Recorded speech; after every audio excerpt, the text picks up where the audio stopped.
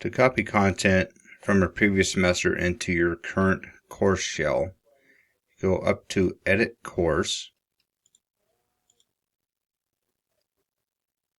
go down to Import, Export, Copy Components. Now we must go ahead and search and look for that previous semester course. Here I'm going to look for an old sandbox of mine. It pops up, select it, and with this I can copy all of the components, and I would just hit this button and it would automatically transfer everything over. It would copy everything over into the new course shell. But in this example I am going to show you how to select components. So I'm going to go to Content, and instead of selecting all of the items, I'm going to go individually,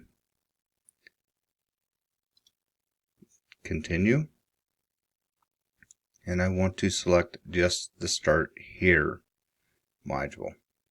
Continue. I can also manage my dates at this time. I'm not going to. Finish. Now don't leave this page until this bar here disappears. And depending on how much content you do have in there, it may take a couple minutes. Okay, we're all done. Now let's go ahead and view the content.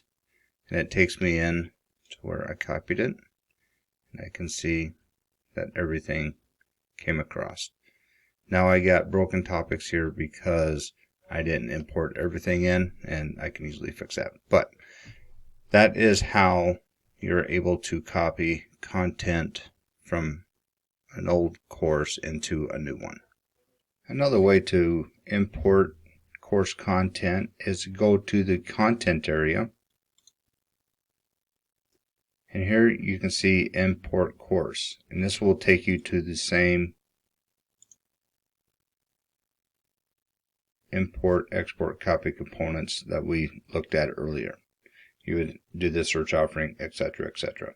If you need any further assistance with this, please contact Caleb or I. We're in the basement of Calvin Hall in room 110. Thank you.